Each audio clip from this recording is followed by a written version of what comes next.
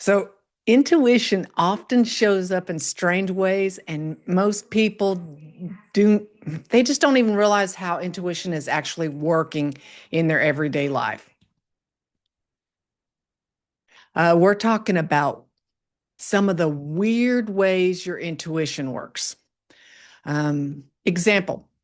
Have you ever had a gut feeling or suddenly known something or later wondered how you knew it? Um, it just kind of pops in. Maybe you had a feeling about a situation before anything obvious happened, and or you thought about someone and then they suddenly contacted you. Oh, I'm sorry. I was hearing my Alexa go off. So I'm wondering to myself, where does that even come from? There's actually a little bit of science behind it. And maybe if we understand it a little more, then we can trust it a little bit better. Because intuition can feel strange. It doesn't follow logic, it doesn't work the same way logic does. Logic moves step by step. You have evidence, and people tend to gravitate towards logic because they want to feel validated and they like proof. But intuition, it tends to show up all at once, and there's not really an explanation for it. So tonight, I want to talk about some of the weird ways that your intuition actually works. Before we begin, I want you to think of your body as a ship, as a sensory ship. One way to think about intuition is we are basically walking sensory systems, a conscious being inside a ship. And this ship is full of instruments and gauges, and we're constantly picking up signals to help us navigate. Our eyes are picking up things, our ears are picking up things, we feel things with touch or feel things in our bodies are sensing things, and then our brains are constantly noticing patterns. Most of that information that's coming in is it's coming in long before we even realize it. It actually comes in when we're not thinking. It comes in while we're asleep. So you're constantly collecting information. Our instruments, they they give the information to our mind, and then our mind processes it kind of in the background. So you may not even realize that you're thinking about it, but it processes the information in the background. You may not even know that you're picking up this information. Your senses are taking in signals all the time, even when you're not paying attention. After all that information comes to the mothership and is collected in, it is then translated back through those same gauges, your senses. Your ship's gauges are gathering information and automatically interpreting it back through the gauges that it came through. So it's kind of like your body has an autopilot mechanism. So it's getting in information and then it's giving you information through a sensation or a feeling. So sometimes intuition can kind of feel sudden, but the system has been gathering signals, for a little bit. You just didn't realize it. And then the information rises up to the surface before the logic even catches up, before you even understand an explanation for it. Maybe the system, you gather some signals and then your system gives you tension in the stomach, or maybe it gives you a sense of calm, or maybe it's uneasiness around a certain person or a situation. You're recognizing something before your brain has time to process it, or before your brain has language for it. So that's kind of how some of your intuition works. But let's talk about a little something interesting and a little bit weird about those instruments. Those instruments, they tend to work the way that they've been trained to work. So if you're trained to think that something is scary or something is funny, when your instruments give you a body sensation or a mental image, you're going to go ahead and attach that interpretation to it that is based on your experience. That is why it's so important with intuition to not judge, observe. Just observe and notice what's going on. So here's a funny little story too about when my intuition, where my body gauges were acting up, but it was giving me the wrong information. So I was applying for a job. Now, this job, I knew I wasn't going to get. I knew it, but I knew I needed to apply for it. I was completely at peace with the fact that I wasn't going to get it. I was kind of intrigued about why I needed to apply. It was kind of piqued my curiosity. My spirit was relaxed. But when I walked into the interview area, I noticed that my palms were sweaty and my heart was pounding a little. So I kind of found that a little interesting. I remember thinking, whoa, I'm not nervous, but my body is responding the way that it had been trained or the way that it learned to respond in situations like these. So I was picking up on seeing the area, the smells, the sounds, the people, and immediately I put I got some body responses with the sweaty palms and a little bit of heart pounding, and I wasn't even nervous. So sometimes that information coming back to us is it's really a learned response sometimes. That is why, again, it's so important to observe. Those signals our instruments are picking up on. Sometimes they are responding based on a past experience.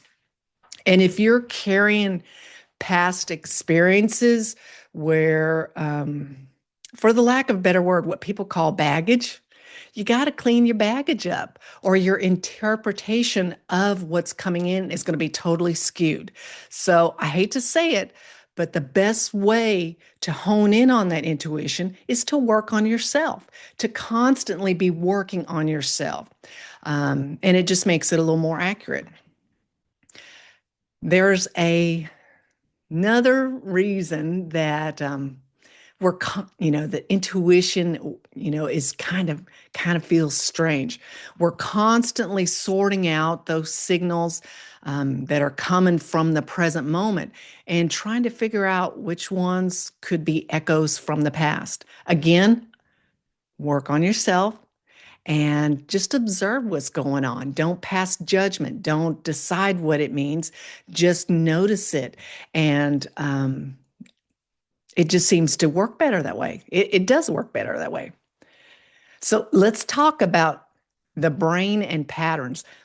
The brain is very good at tracking patterns. The brain likes repetition. We learn from repetition. So the brain is very good at tracking patterns, like whether it's patterns in a tone of voice or changes in behavior, timing. It's all about repetition and patterns.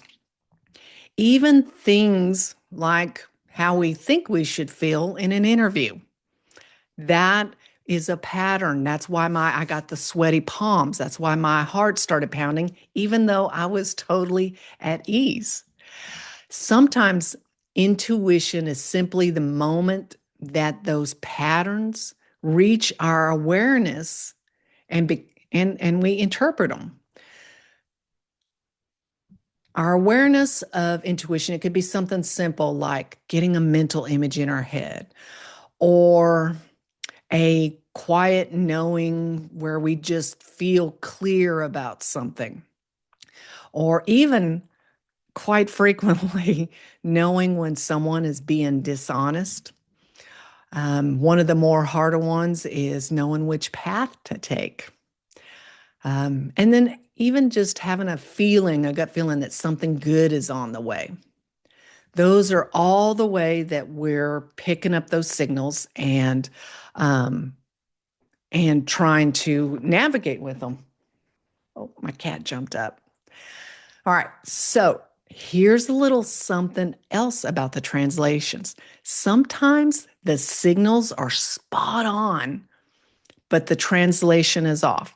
So we talked about some of the baggage that we carry can kind of taint or cover our interpretation, but sometimes the interpretation can be backwards. Let me explain. So I have a very intuitive friend. Actually, she's a professional intuitive. And she was showing me, we were discussing some of the times how the signals can come in opposite. Um, so there was an intuitive woman, and she put up a little kind of blinder right next to her son, a little a partition, a barrier. And then she just started holding up fingers, and he was guessing what fingers she was holding up. He guessed all of them wrong. All of them wrong. And it was just one after the other was wrong, wrong, wrong. But here's the kicker. He guessed the number of fingers that she was holding down. So consistently, if she held up two, he guessed three. If she held up one, he guessed four. If she held up four, she guessed one. So consistently, he guessed the opposite. Very spot on. Sometimes our translation is backwards, and that's okay. That does happen. I am the world's worst. Well, not the worst, but I rival with it with directions, like directions to get to someplace. So if I feel like I need to make a left, I usually decide to make a right because I know that that feeling is flipped and opposite. Um, Another example, what about those moments where you're trying to guess what checkout line to get in? And I consistently guess the wrong one. I narrow it down to two, and then I pick the wrong one. So I have discovered that if I pick the one that I don't think it is, that's going to be the right one to get into. So sometimes the information can be flipped. Now, it's not like that in all of your intuition, but you'll find that in spots and pieces of your intuition where your interpretation of it is opposite. Opposite. You may even find that maybe you're getting half mental images or half pictures. It's just not complete. There is nothing wrong with your intuition. It is just us learning what it means for us and how to use it to our favor. You're picking up the signals. It's just the translator is just a little bit backwards. Um, and then another way, so I've talked about that science explains the mechanics behind our intuition. Even Einstein, he greatly loved intuition. As a matter of fact, he said intuition is a sacred gift and logic is the faithful servant that follows. That means we are built to be guided by that intuition. And then we use our logic to back up the intuition that's coming through. So science can explain some of the mechanisms, the subconscious processing, the body awareness, the pattern recognition. Those things definitely play a role. But, and this is a big but, most people have also experienced moments that are harder to explain. Um, For example, just when you hear stories about a mother who suddenly feels that something is wrong with her child, even though the child is miles away, and she gets a strong feeling to call or check on them and then finds out something actually happened at that moment. That is not pattern recognition.